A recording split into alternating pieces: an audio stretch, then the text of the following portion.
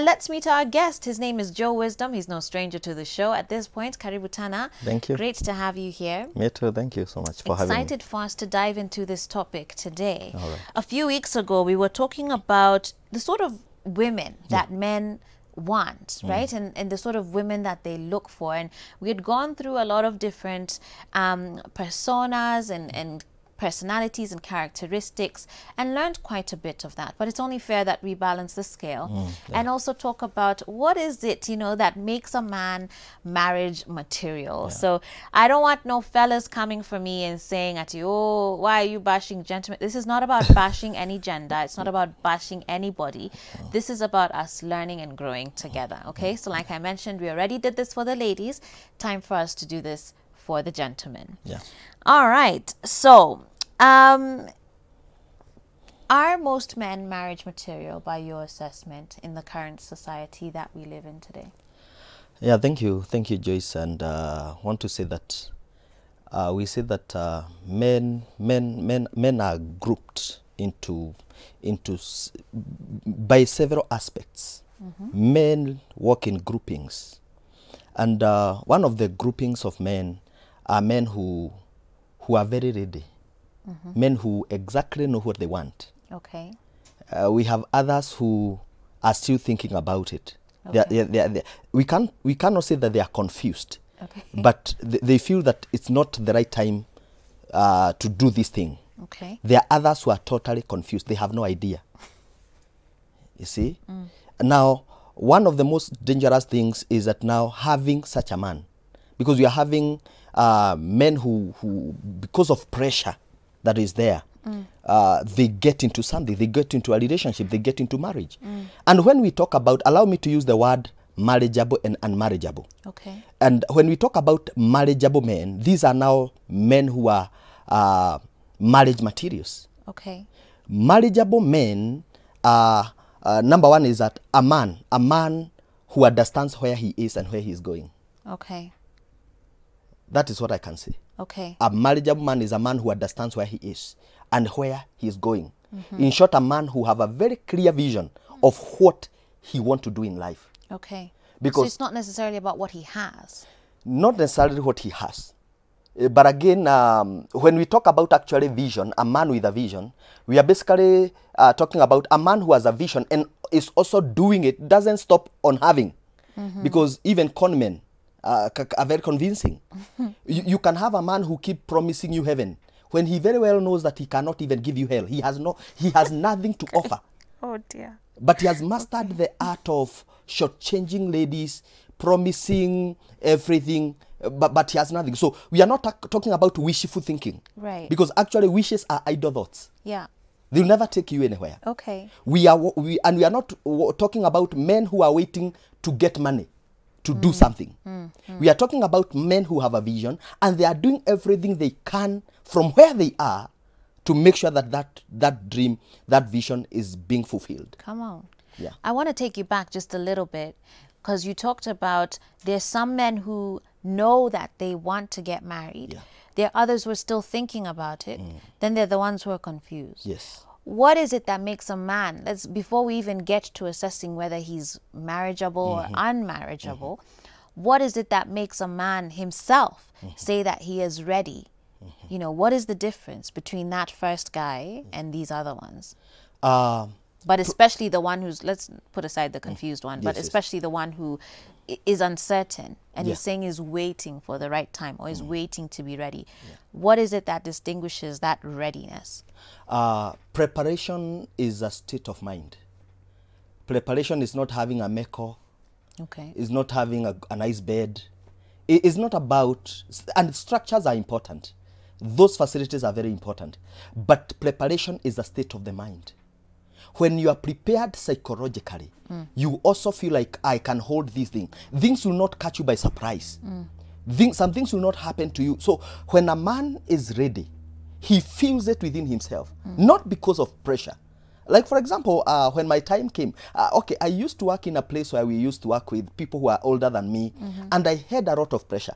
I can tell you, Joyce, I once got out of my house on a weekend and went to town to look for a wife. Ah?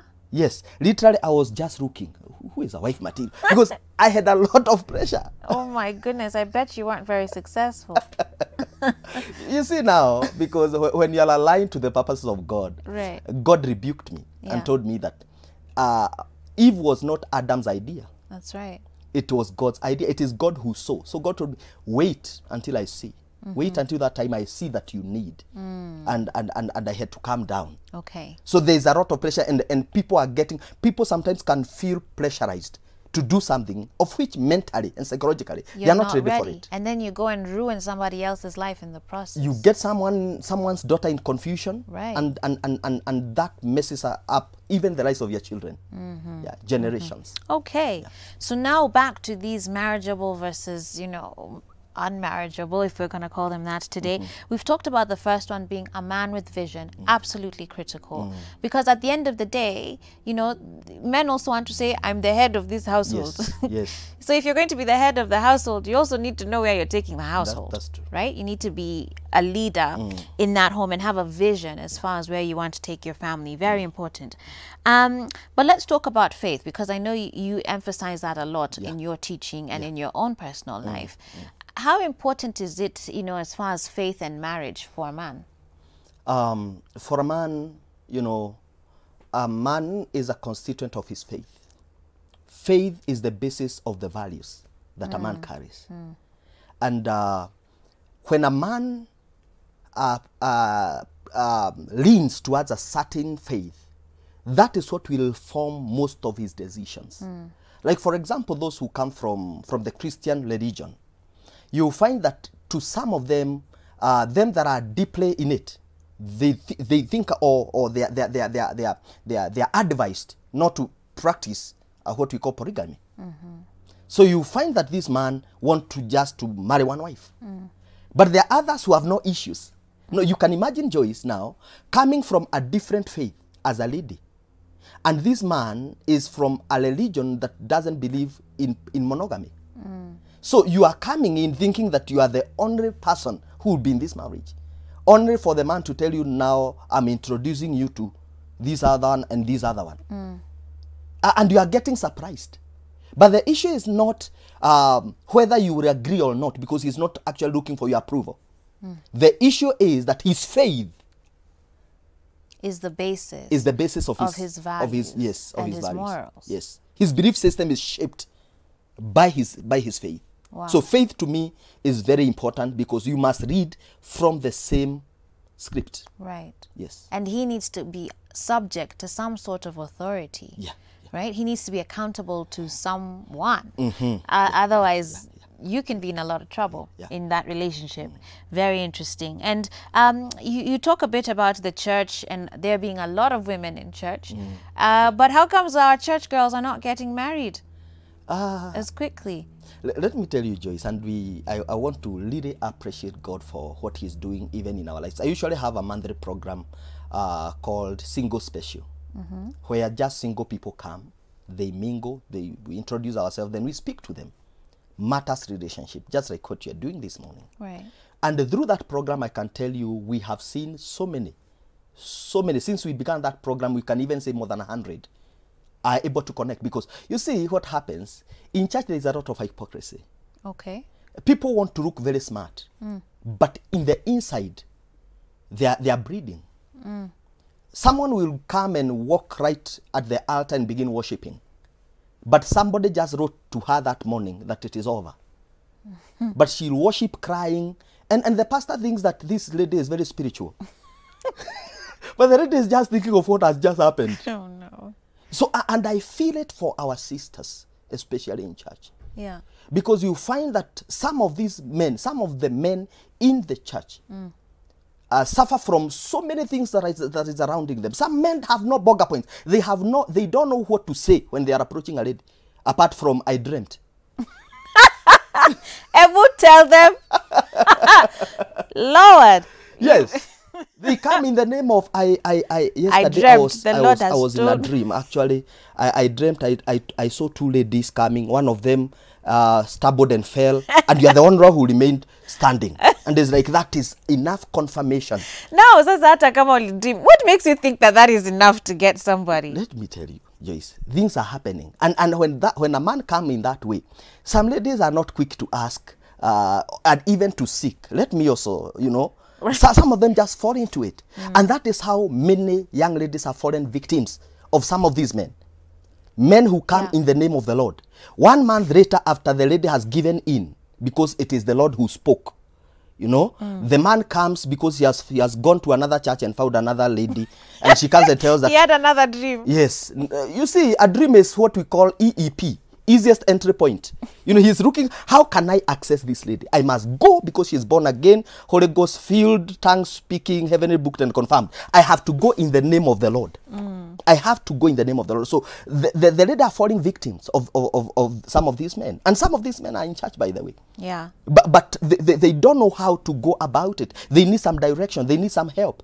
So when the lady gives in, 1 month or 2 months later, the man comes back and says that, I don't think we need to talk. I don't think we are going anywhere. So how can we encourage our Christian brothers? Because we love them, of course, for being submitted to the authority of Jesus Christ. But at the same time, I hear you. It was a complaint, back in the day, too, as far as our brothers in church, as in, attraction, connection, compatibility is still very important beyond, God speaking to somebody. What would be one sort of piece of advice you would give our Christian brothers as far as how they can approach a lady? Because I think many are struggling.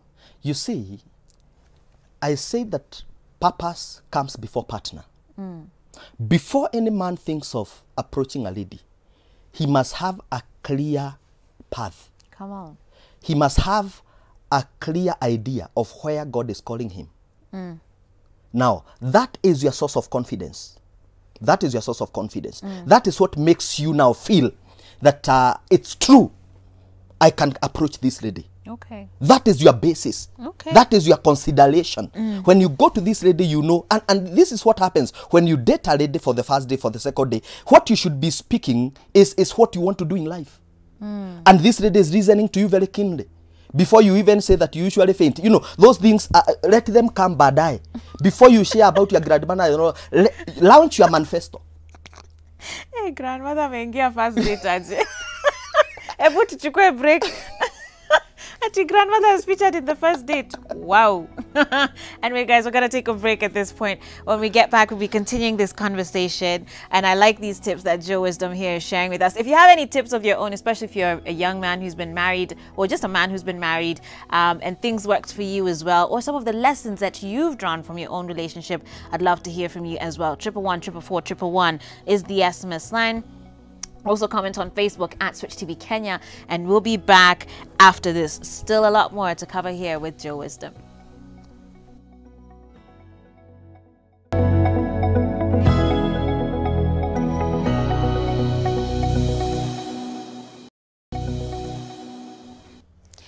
All right, guys, welcome back to Full Circle with Joyce. I'm here with Joe Wisdom, and we're talking about, is he marriage material? That's the question we're posing to you guys today. And to some of your SMSs here, someone saying, wow, great to see Joe Wisdom again. His wisdom is super. I can't get tired of listening to him. Thanks, Joyce, you're doing a good job. And that's JB Wahome from Roiro. Thank you very much for that. Valerie from Chogoria says, I think most men are not marriage material. Only a few are. Today's life, most of them don't want responsibilities and fear commitments. From experience, some just want to be done for everything by a woman. And you say, I personally hate, well, let's not say hate, but let's say personally dislike men who are confused when it comes to relationship matters. Now, Valerie's SMS here is very honest. I think she's speaking from her heart. You can hear some of her frustration. And I want us to talk about that. She's here saying, she believes most men are not marriage material. Very few are willing to take up their responsibilities, and too many are fearful of commitment. What do you say to that? What happens is that in the course of my counseling and my life of working with single people, I have seen that in every one man who have been disappointed in a relationship, there are like 10 women. And the reason as to why our sister is talking about now men not willing to commit and taking responsibility is because there is also a lot of pressure from the side of men. A lot of pressure. And you know what is happening currently. If we were to go with a lady, even for a job interview, most likely a lady will be picked. And I don't know why the system currently is favoring the girl child so much. Wow. So much. You find that when a man, let me tell you, Joyce, if you were to get a man maybe at about 9 at the gate of the place that you live, let me tell you, the soldiers around that place will harass that man. He'll get a beating, a serious beating, because he'll be looked at as a suspect. But wait until you get a lady. Everybody would want to, what is the problem? How can we help you? So men are under immense pressure of life. And some of them don't want to get into something only for some, because actually there are men who just fear ladies. Well, yeah, there's that too. They feel like how I just touch a boga. When they look at a lady and say that I don't think I can get to that point. But is that the lady's fault? Because I was told that too. It's not. That's not my problem. It's not. And you see, we don't see things as they are. We see things as we are. So there are so many men who are suffering from esteem issues, feeling like somebody is too, like if a lady has a good job, a man will begin fearing that man, that lady. If a lady is driving and the man is walking, that man will feel like it's. But you see, it's not even about the material things. Maybe in after some time, the man will get stable and he'll continue with life. So I think we need to begin helping men from that perspective. We begin to work, and in our programs, I tell you, Joyce, we get men and we work with them. Not even one man. And some of them maybe will do some confessions. They will tell you, I have sat them down and told them what they'll even say in the first date. Okay. Yes. Is that bad? I give them burger points. I tell them, this is, after you discuss this, go to this. Yeah. Because, you know, he feel like he has no power, he has no authority when he's meeting that person for the first time. But you see, after this first discussion, the man is free. The man feels like, wow, it is not the way I thought this lady is. I thought she would bash me. I thought she will look down on me. Only to realize how good, how welcome, how warm. Yeah. And I think it's important for us to emphasize that there are ladies, even if they out-earn the gentleman, it's not like we're running around with picket signs saying that we out-earn the men or that we drive a bigger. No one is doing that. I mean, the same ladies want to be in a loving and a caring relationship. So I think there needs to be an air of humility from both parties coming into a relationship to say, you know what, this is your strength, this is my strength, this is how we come together so that we can both move forward. But interesting, though, that you're coaching them had even what to say. Relationship.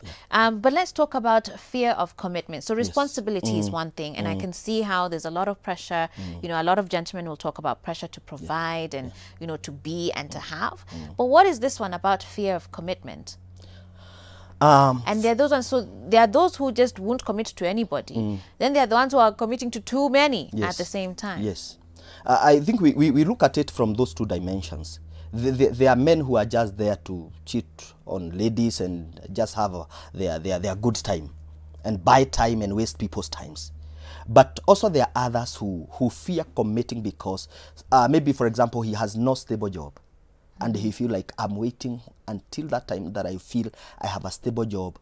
At least I'm able to clear all my bills. I'm able to, you know, because most of the people will also, you see, men are visionary. So let me ask you this, Pastor Joe. So if someone is saying that they're afraid of commitment, maybe because they're still trying to settle their finances and that sort of thing, should they be in a relationship then in the first place? Because you're dating somebody, creating the expectation that this relationship is going, I mean, no woman wants to be dated for 5 years and you don't know where it's going. Should they be in a relationship in the first place?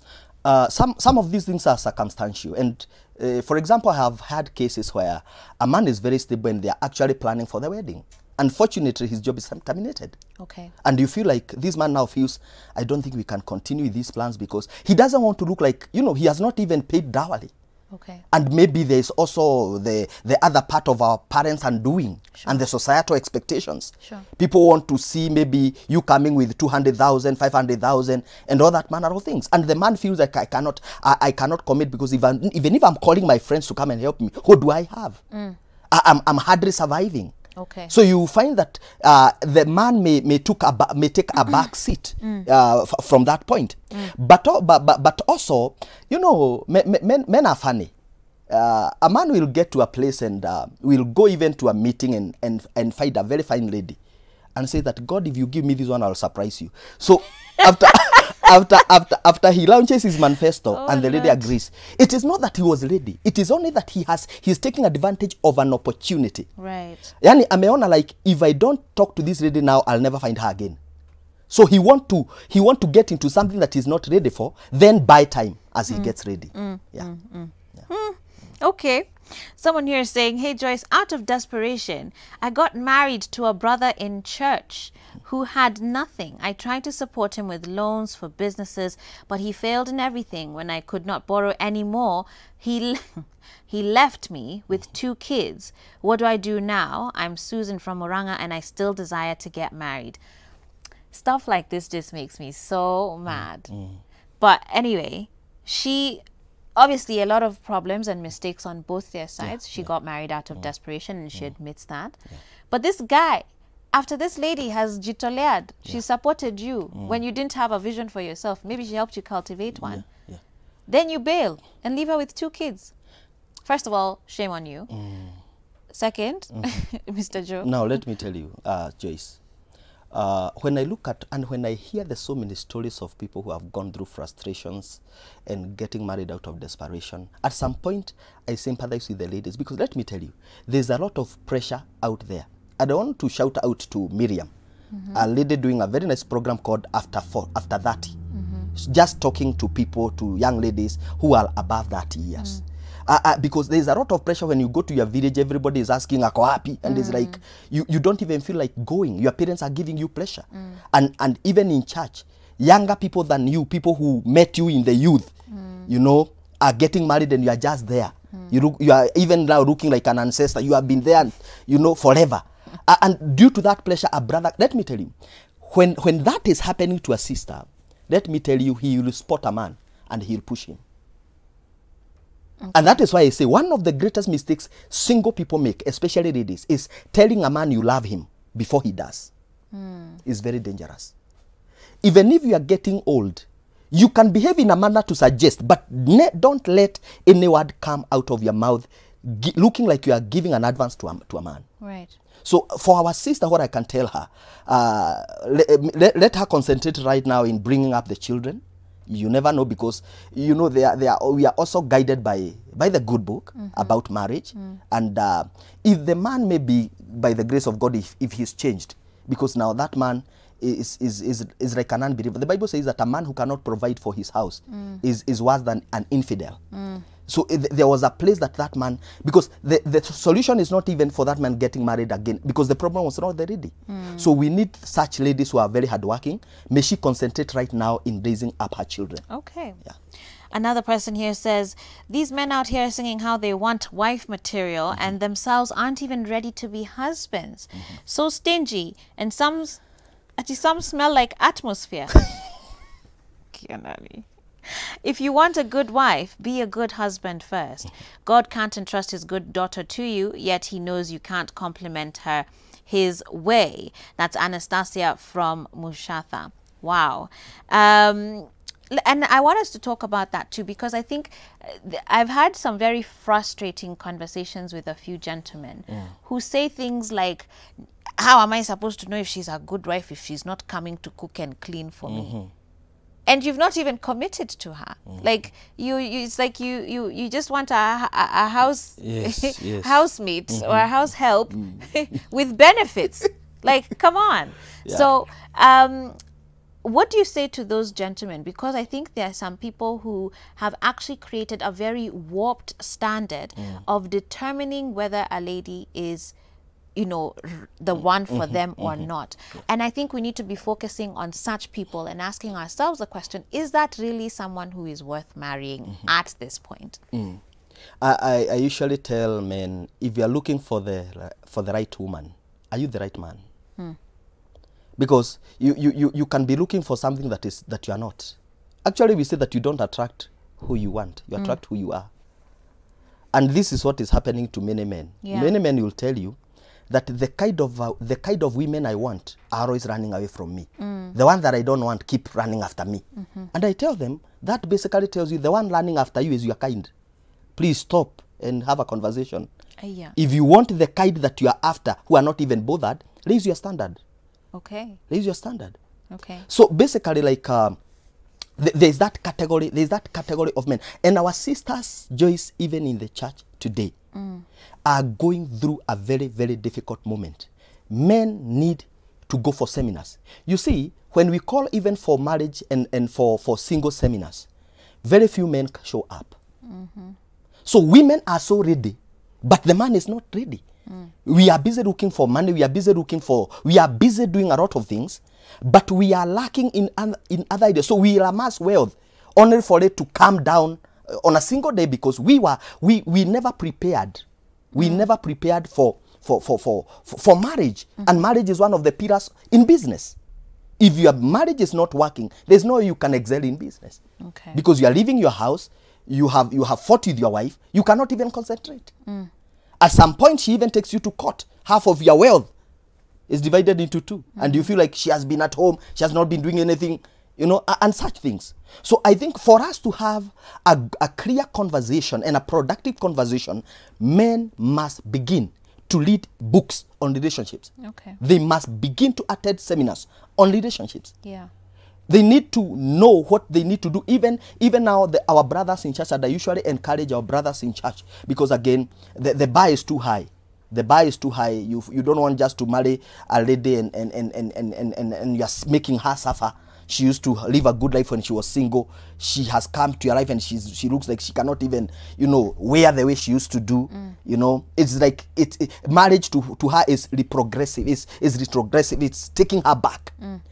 So for that reason, we are telling men, prepare adequately. First, in your mind. Secondly, prepare yourself when it comes even to there are the irreducible minimums. Before God gave Adam Eve, Adam had some work to do. Right. Adam had some work to do. So Eve never came into confusion. Eve came to help Adam in what was already assigned to him. Okay. Yeah. Well, I have still a few SMSs to go through, and my time is fleeting here. But someone here is saying, I'm in a relationship with a guy who tells me that we'll plan our life after we get married. Is this really marriage material? Number one, the lady must take some time also to listen to him. What is he saying? Okay. And where is he going? If the lady can connect, if the lady can find herself in the story of this man, if the lady can find her place in the journey of this man, then he can be a marriage material. But if the lady feel lost in what the lady is, you know, there are men who are just confused. They want to tell you, one day I want to be a great businessman in this town. Yeah, unaona hii biashara ya maroli, unaona hizi maturera, I will own like 100 of them. Then after some time, he goes and sees somebody maybe who is doing grocery. And he says, unaona tu biashara hutu tudogo. Hawa watu wanakuanga na pesa hata kuliko watu wa maofisi. So the man is atu huwa anafikiria vile nitaweka kama 5 ama 10. And it's like, so the man is just confused. A lot of talk. He sees he want to be in everywhere, in everything that is happening around him. So if the lady can spot her place in the life of this man, then he can give it a chance. Okay. Yes. Let me ask you this one. Someone is saying, hey Joyce, I'm dating this guy. Since Corona, he lost his job and now I'm the one feeding and doing everything for him. They're dating. And she's the one feeding and doing everything for him. He's not hustling at all. Is he really marriage material? At what point do you changia to help the guy? Yes. And they're dating, they're not married. So that's a huge distinction for me. At what point are you just changiang to help him out because he's going through a rough patch versus handling things? Yeah, I think I want to bring about the word responsibility as we had talked about it here. And the word responsibility basically comes from two words: ability to respond. Okay. This man is the responsibility. Now, this man, after losing a job, there are men who are not able to handle difficult issues. Maybe he has never tarmacked. This is the time his job has been terminated. That man might even be going through depression. And that is why you're saying maybe he's not hustling. So my first thing is listen to him. Have you tried to listen to what he's going through and why he's not hustling? Have you found people who can help him, even his friends? Because I tell people, when you connect with a man, let him not shut out anybody else in your life. Right. He doesn't want you to interact with your friends. He doesn't want you to interact with his friends. At least it's good to get to know who is close to. If we are not in good terms, who can I tell? Okay. Who usually speaks to the life of this man? Okay. Who is the closest person to this man? So that you can tell, speak to so and so. Right. I think he's going through something, and get to know what is the problem. So even as ladies, not to be too quick to judge him as Yes, being lazy please. or not hustling. He or might whatever. be needing help. He might actually be needing help. And Corona has been absolutely difficult, as we all know, on everybody's mental health. So, wow, Joe Wisdom, thank you for coming to the show again. Very important conversations we've been having here, really kind of asking ourselves the tough questions. Church boys, there's work to do. Church girls, there's work to do. Everybody, male or female, there's a lot of work for us to do. How can people get in touch with you? You can visit our page, Joe Wisdom Rower, or Wisdom Talks on Facebook. Yeah. And for those maybe who want some counseling and all that, is 0723 781 351. Okay. 0723 781 351. Great. Yeah, Thank you so much for coming, as always. Really a pleasure to talk to you. And that said, guys, I do need to take a break so that we can clear our set and get ready for our fitness segment. Coming up next, they're going to be focusing on some lower body workouts. That's your glutes, your legs, your hamstrings, and all of that. So 111 444 111 is the SMS line. You can keep sending your feedback, and we'll be back after this.